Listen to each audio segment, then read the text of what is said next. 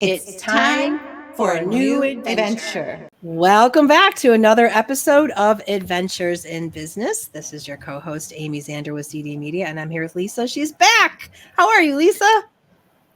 I am good, Amy. Thank you so much for covering for me in my absence. Oh my gosh, I've missed some great interviews and I'm looking forward to our interview today. But how are you, Amy? What have you been up to? I'm good. You know, we had a long holiday weekend. I didn't do anything. I was boring.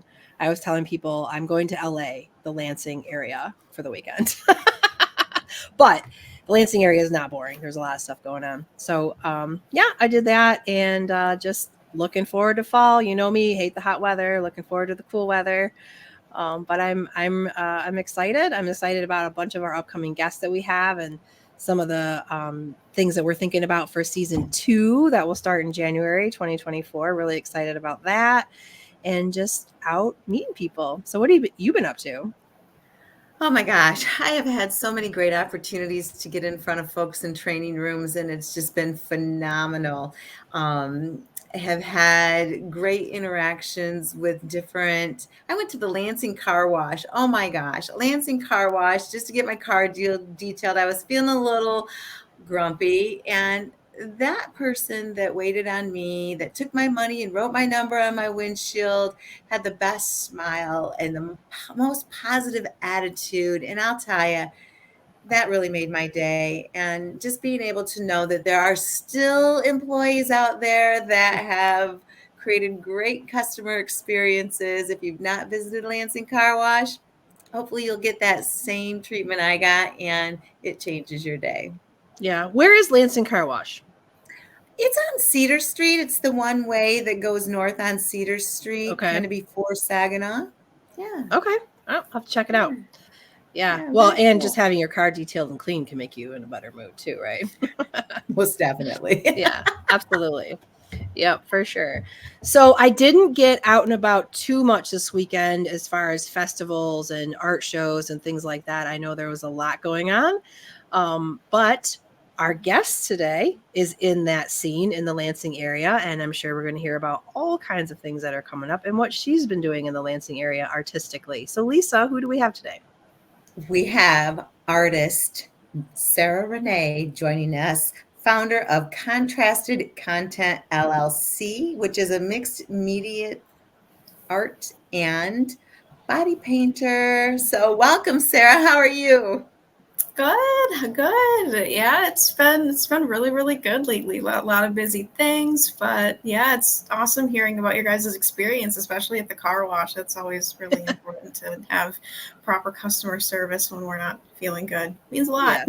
Yeah. We love showcasing the LA, Lansing area. Right.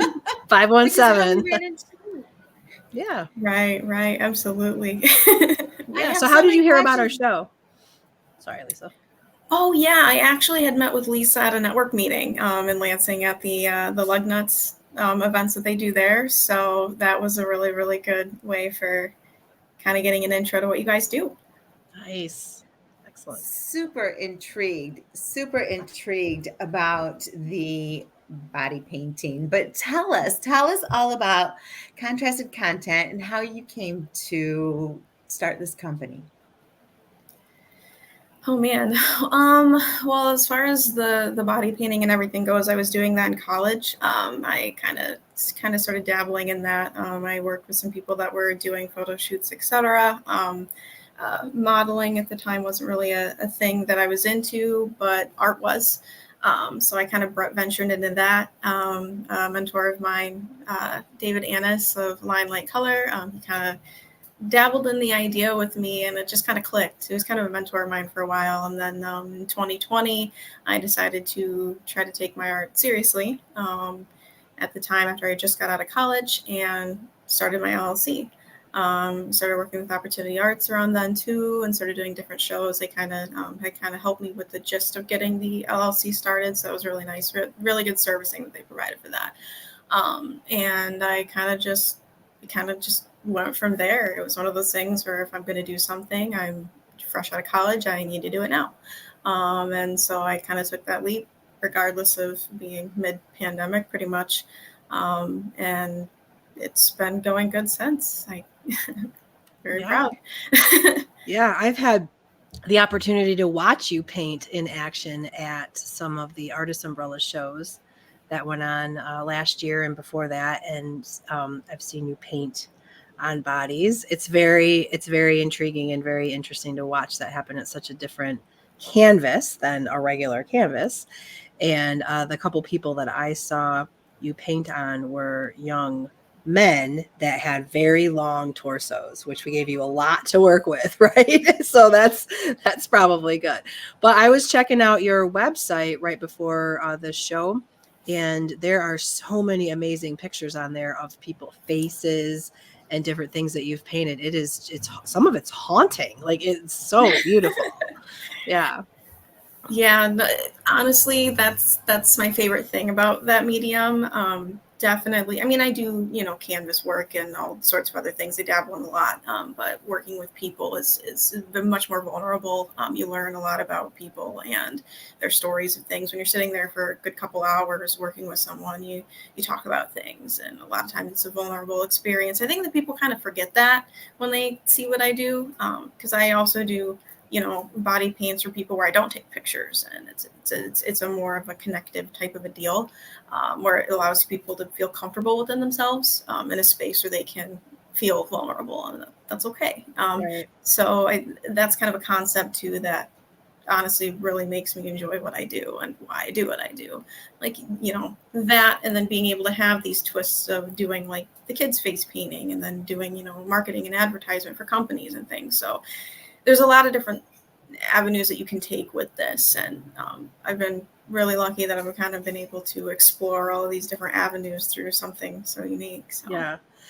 Can you imagine being at a kid's party or a little festival with some face painters, and this kid is lucky enough to sit down in your chair, and he's not going to get like a little shark or heart or flower on the side of his face. It's going to be like this masterpiece, right? Yeah, it's so fun. There have been so many things that I've had kids want Goku and all sorts of different things. And a lot of times, like, certain events I cater certain things, if it's subjected. But a lot of times I just like just going in and doing what I can, and just kind of all the different types of requests and things. It's kind of fun because I never really know what I'm going to get. And then I just kind of work with it and they like it. So it's neat where they have that sense of freedom, because a lot of times you'll kind of have like a stenciled out thing, which is good at times and needed. But it's nice for a kid to be able to go, you know what, like, I want Elsa on my face. And I'm like, okay, like, let's go. Let's see what we can do. You're so gifted. And there have been a couple of opportunities where you have painted some logos or have done some work on people for their walking business card. Can you tell a little bit about that, please? Oh yeah, absolutely. So I mean that's something that I do offer as a service. It's called Embody Your Business, where working with different business owners, and providing a different marketing avenue for their company and the message behind it. So I do things for video, social media promotion with it. We do stuff for events for that as well. Something to have a live interaction with that information available on a body. With someone that can talk about the event and talk about the company. So it's kind of a much more interactive, interpersonal way for businesses to be able to provide a different form of advertisement in a more fun, creative way instead of the standard marketing. So. Yeah, there's so many possibilities with that. Like, I could just think of like a grand opening, a ribbon cutting, or some kind of big event that they're having, instead of having, the guy, the balloon thing in the front with the wavy arms. You've got somebody painted in your logo talking about your business. Like, that's so much more meaningful. Yeah, no, and it's super fun. It's super fun because each business has a different message and purpose for what they do. So it's really interesting to be able to like play with those different concepts. Yeah. Super, super fun. Always booking those. So what types of industries have taken you up on that? Oh, I've done things for, we did one for Kelly's Consignment, worked with Uno Deuce, so media companies, insurance companies, even metaphysics companies. Goddess Goals was a good client. That was a super fun one. We did an ISIS type of deal for a lot of her upcoming things. So Megan was great to work with. Super fun experience. So yeah, a lot of different types of companies. It's really interesting. You can take that concept and use it for all sorts of different facets. It's, very, very versatile in that regard. Yeah, and unique and eye-catching, especially if you do some videos or things like that and use it really well on social media. That's very, I could see that being really impactful.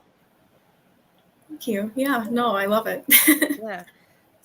So what other things do you do besides the body painting? Oh man. I mean, I have a lot of digital experience with digital advertisement. I do a lot of fine art canvas work. That's a big thing. Show curations, etc. So I dabble a lot event coordination. I help. Me and poet and coworker Morgan Madden from Madman Poetics, we put on a whole event in Mason called Rooted Reverence. We both founded it together. So a whole thing put on by two artists in essence. And that was huge success. Probably my favorite event that I've ever worked on. A lot of work. A lot goes into doing something like that. But we ended up shutting off Jefferson and Maple and Mason. Lined everything with vendors, had an outside stage and an interior stage and bestsellers. We also had a VIP area in Oracle Financial where we had circus performers and all sorts of different things. It was the day I'll never forget. But a lot of things, event coordinating and things. It takes a lot. I mean, we were, working full time and then taking, the last 4 to 6 hours every day going in the studio and working. I mean, at certain points it was like nearly every day, weekend, like it's a lot, but it's super fulfilling.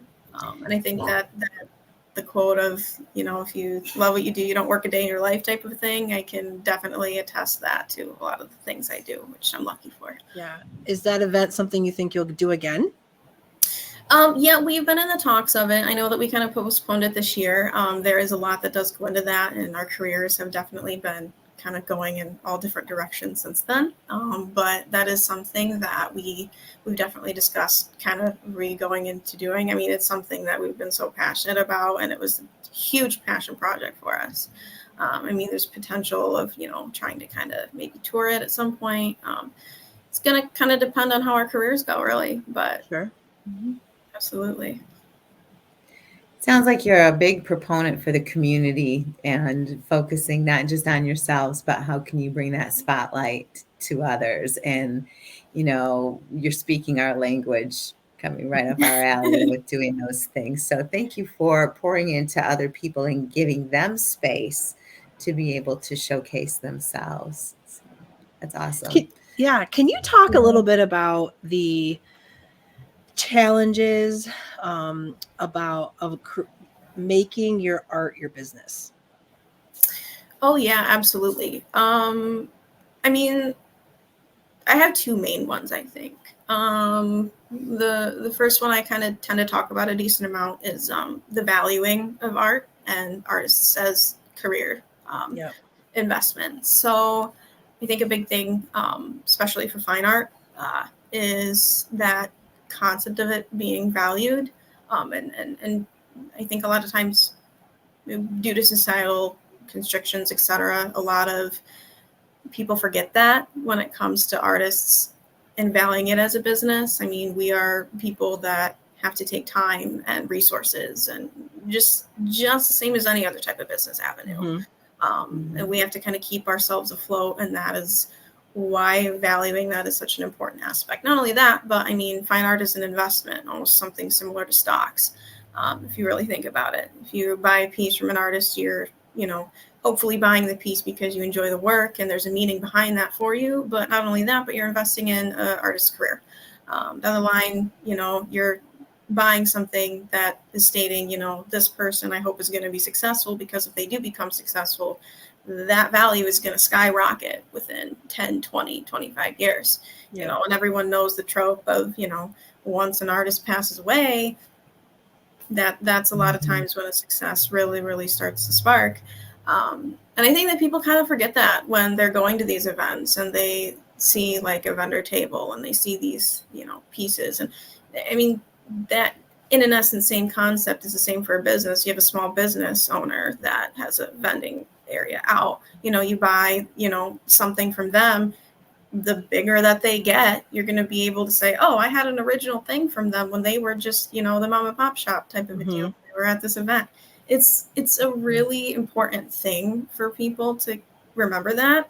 And art's kind of had this stigma about it where it's like, if you go to school for art, you're not going to do anything. You're wasting your time. You're wasting your resources. And it's like, not necessarily. I mean, there's a lot of different avenues for that, and it's, keeping in mind that, if we're putting the money towards these murals and we're going to try to put something up that's going to be a historic value, that we need to put that value behind it so that way we can invest in the materials and resources needed to keep that there for hundreds of years, and not just something that we look at and go, oh, okay, well, that's cool for now, but we'll paint it over sometime, which is fine. That's great. But we're kind of missing again, it's that respect and value for why we're putting something up, who we're having put it up for, and all of that. It's things that we kind of tend to push under the rug a little bit. And that's why you see a lot of artists, especially, now where they're trying to make these businesses and a lot of their reach is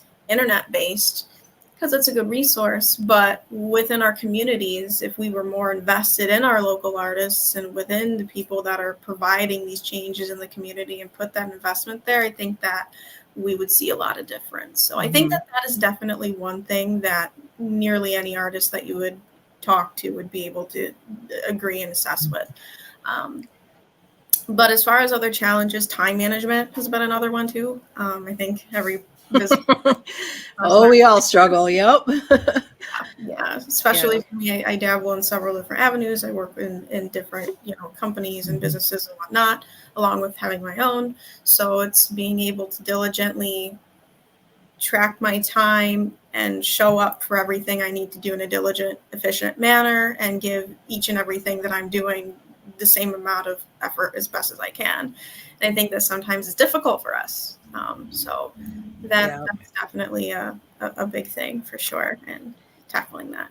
I think in any creative business, and yours certainly is finding that balance between maybe not always feeling creative in the moment, but working on your business every day.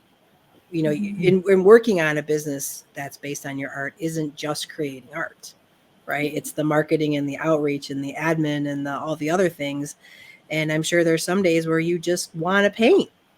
And then there's other days where you need to paint and you're like, I'm not feeling it. Right. I mean, that's also the struggle with creative businesses like that. I mean, I have a creative business myself, and I have those deadlines I'm up against, and sometimes I'm just not feeling the content writing, but I got to do it. Right. So, yeah. Oh yeah. There's definitely, it's funny too. I tell people, because you tell them you're an artist and stuff, and they think, oh, well, you just paint all the time. Well, no, I mean, I paint maybe like a third of the time, right? And then, the other time I'm financing, and then the other time I'm doing all the office and the reaching out, all of that. Yep. There's so much that really goes into that, which is why, again, I do really enjoy working with Opportunity Arts, because they do provide a lot of those business sides that provide creatives to have the opportunity for that time, to have the time to be more creative. Right. So right. And if you've never started a business before, you didn't necessarily go to business school or something like that, you need help and all that. You got to reach out to the people who know what they're doing. Right. Yeah. Absolutely. Yeah. I love what you said too about valuing art. I think that is so important. And it's also hard too, as a creative and an artist, to figure out what to sell your art for, how to cost it and price it and that kind of thing. That's always changing, and you don't want to undervalue yourself, but you also want to sell it and make money. There's a fine line there, which is hard. And I love what you're saying about supporting the local arts. My house is a museum to local art. I have it all over my house, and I am banking on you local artists to make it big. So this stuff is worth tons of money eventually. Yeah. That is my investment for sure. No, absolutely. Yeah. And what you said too about that's another thing is valuing yourself, establishing that value, and also to, you know what, third struggle, being able to differentiate and providing that time to work on certain things that you are passionate about within yourself too, Yeah. because Right. you do have that aspect of the marketing component and making yourself marketable. But if that's all that you're doing, you're kind of, I think, missing a imperative part of being an artist, which is being able to kind of, Produce. Yeah. right, Yep. absolutely express Mhm. and make things that are Right. kind of within yourself to hopefully impact other people. Right. And for me, it's been balancing, you know, when is the right times to do that versus, you know, focusing more on the marketing aspects of Right. things and whatnot. So, So can you talk a little bit about how you have your canvas and your fine art and things like that you do, and there's beautiful illustrations of that on your website, and you've had shows. But when you paint on somebody, that is temporary, mhm. right?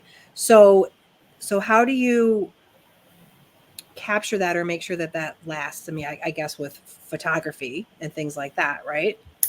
Yeah, no, absolutely. I mean, in an essence, there's a lot of different values that you can mediums. Photography, of course, is definitely one of them. I've done a lot of photography work, and a lot of times people like that because it's a versatile use for, you know, they can use it for social media, they can frame it, they can do all sorts of things with it. Video work is another one. Again, the time lapsing of things and whatnot, kind of capturing an experience live. Another aspect too, I'm also able to kind of recreate things on different mediums. So taking a body paint and then turning that into a piece, or something along the lines of that. So that way you have a original piece that you can display in your house too. Yeah. So a lot of different things. Capabilities are really endless. I like for my work, because a lot of it's so personalized and subject to what a business or a person needs and wants from an experience and working with me. So I kind of keep an open door to different ideas of how we can kind of capture that for them. And I think that that's a big thing about what I do is trying to make sure that, you know, there's different opportunities and things, based on the needs. One of the things that I was going to ask was, you already shared that, if you've got a passion for something, go and do it. And you talked about your favorite event, but then we talk about some of your biggest struggles, right? But what helps you to persevere? What is it, knowing that you're going through some of these struggles as an artist? How do you keep yourself going forward? Well, honestly, it's pushing myself to be better. It's funny that you asked that because I was thinking about it, you know, and like a lot of people talk about how competition is a way to kind of better a craft per se, which I would agree with, but I think that one thing that we kind of forget is it's not really about other people. It's more of a competition within ourselves. Because if you focus on other people and what they're doing all the time, it's going to kind of delay success, I think, because you're going to be focused elsewhere in comparison to competing with yourself. You know, am I getting quicker? Am I, you know, understanding shading better? Am I able to keep different creative avenues open for how I can do things? That to me is something that I've really been, honed in on a lot, kind of just shutting everything out and really focusing on myself and how I can get better. So I think that kind of having yourself as a self motivator and, you know, giving yourself that, a big thing I've been working on is like self love in my recent Mm-hmm. projects, self growth. And that's something that's really been a big push for me is kind of trying to get to the point of we all kind of go through these phases of not knowing what we want to do with our life and where we're going, and it's freaky, and how is the business going to go, and am I spending enough time in my personal life, and when we kind of really give that the nurturing that it needs, not only does it help us interpersonally, but it also helps us succeed in what we want to do. Yeah. It's so refreshing and nice to hear you say these things, and especially at the somewhat beginning of your career. I mean, I know you've mentioned in our talk over that you didn't graduate from college all that long ago, and you're starting this business. I think you're a couple years into it, and it's so nice to hear that you've already got that part of it figured out, because some people never figure that out, right? And they're struggling, and they're putting their energies in other places, or like you said, worrying about other people and things like that. And you've already got that part figured out, is competing with yourself, making yourself better, and that self-love. So don't ever lose that. Thank you. Yeah, I mean, I think it's difficult for everybody. I mean, even people that don't maybe have their own entrepreneurial endeavors, because social media is such a vast thing. I mean, literally social media in essence is marketing ourselves and trying to kind of provide this persona of, we're happy in doing this and da da da da da, which is, it's good to express things, but a lot of it, I mean, that kind of roots a lot of insecurity, I think. Yeah. What's real, what's true. Yeah. Right. Especially for younger, kids and things. And it's like, man, like, that's why I try to be, I mean, I'm a body painter. I do the fun stuff or whatever. But when it comes to, certain things, it's like being as open and real as possible. Like, hey, like right now, I'm not wearing makeup. I'm not all done up or whatever, but I'm here. Like, I am raw. So I think it's kind of just trying to kind of remember that, hey, we're humans still, and giving that the respect it deserves. Yeah. Before we go on any further, because we've talked so much about your art and how amazing it is, let our listeners know where they can contact you and see more of your art. Sure. So my website at contrastedcontent.com.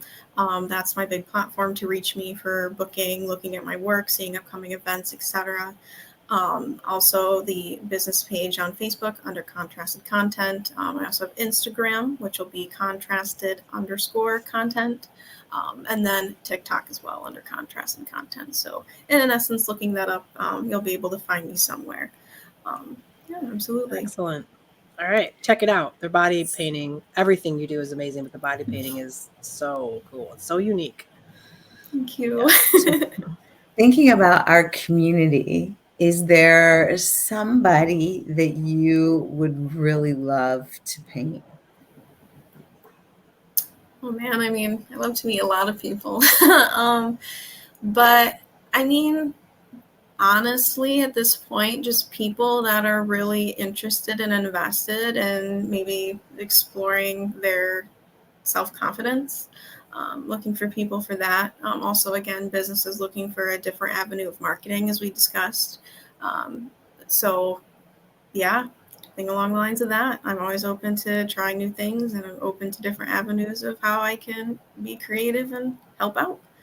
All right. So, listeners, our audience, you heard it. Sera Reneé is looking for not just businesses, but that is a big part of what she does to promote businesses. She paints logos and really cool things on people's faces and bodies for if you have a grand opening or a big sale or a ribbon cutting or something that you just want to really put out there in a unique and interesting way that is very, very social media worthy, right? So think about that. And then individuals too, not necessarily connected to a business, but that want to explore their artistic side. And the one thing too, before I forget, I also am very interested in working with environmental projects. That's been something I actually did a show in July in Grand Rapids that was centered around that. So something just a little planting of seeds. So hopefully we can plant more of those. All right, cool. So tell us a little bit more about the environmental side of things. When we think of the paint and cleaning supplies for paint and what that can do to the environment, right? Tell us more about your thoughts on this environmental side, please. Oh yeah, absolutely. I mean, I did like I said, I did a showing in Grand Rapids in July, end of July, and a lot of that was oriented toward making people be conscious of what we're doing. I think that's kind of a first step because we're kind of to a point where we're so deep into it right now, where something as simple as the water that we're drinking, the water bottles. I mean, it takes about 450 years for one to decompose properly. So one bottle is impactful on the environment so heavily, and it's just something that we discard several times on a daily basis. So um, I think that right now it's really getting people to think about it first. Making those little changes. You're already seeing like in stores, like you're seeing like the environmentally friendly options. They're small, but they're there.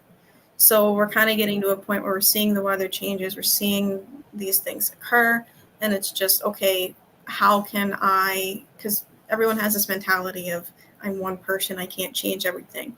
That's valid, that's true. But however, those little steps that you're taking, if everyone's taking those little steps and if everyone decides to not drink the plastic water and go toward box water, who is very lucky that they were sponsor. I'm very thankful for that. But they make boxed water out of biodegradable cartons. It's a lot better on the environment. Investing in these companies so that way these higher cost products, when they have so many customers, can reduce in cost so that way they're more accessible. These little tiny things, yes, we think that they don't matter, but in the long run they do, because when everyone's kind of getting on that page and investing in areas, that's where that big change occurs. And that was kind of the main thing with that exhibit that I had done, was kind of just displaying the facts of, space pollution, even that we're, putting stuff out in space because we don't have the room here. That's a problem. It comes down, and it's gonna come back at some point. We got to start thinking about that stuff. So that was kind of where my head was with that, for sure. Do you have any upcoming events or anything like that you want to talk about before we wrap up? I do. I actually have a showing in Lansing at MICA. That'll be on October 6th and 7th. And it'll be a much more Halloween type of themed event that'll be showcasing a lot of the past projects I've done, last 3 big ones, along with a introduction to a new side of it called The Sides of Me. So that'll be on the 6th. That'll be the family-friendly version, and that'll be from 5 to 9. And then on the 7th, from 6 to 11, that'll be ticketed, which will have a more immersive experience for more 18 plus, for some, darker subject matter. And there will be a surprise thing that I will have there for people that attend, that will kind of give a good look into the work that I've done. So I'm excited. Well, I'm intrigued. All right. So that's in October. You said 6th and 7th? Yes. Yep. And we'll at MICA. Yes. Yeah. And we'll have links to that in the show notes and to your website and all those good things so people can find you very easily. Yeah, perfect. Absolutely. I'm super excited. Yeah, that sounds amazing. Awesome. It has been so wonderful having you here. I'm so glad that you took us up on our offer to come and join us and share what you do with the community. But also your message is impactful and powerful, because, I know arts with valuing and being 1% better ourselves, right? Competing against ourselves. That's a message that a lot of people need to hear. And thank you for being the deliverer. And like Amy said, you graduated a couple of years ago, but there's so much wisdom in that youthfulness. And thank you so much for sharing it. We're glad you were here. Thank you so much. And I appreciate you guys giving me the space and the time. It really means a lot, and the support. Our pleasure. That's why we do what we do. We love to support people in the Lansing area doing cool and amazing things, and you are it. So yeah, thank you so much. So, and thank you to our listeners for joining us on another adventure. We release new episodes every Wednesday. You can find us at zediamedia.com or wherever you listen to your podcasts. Buy local art, support local art. Go out and check out what these amazing artists in your community are doing. Thank you so much. We hope you have a great day. And as always, go out and make it an adventure.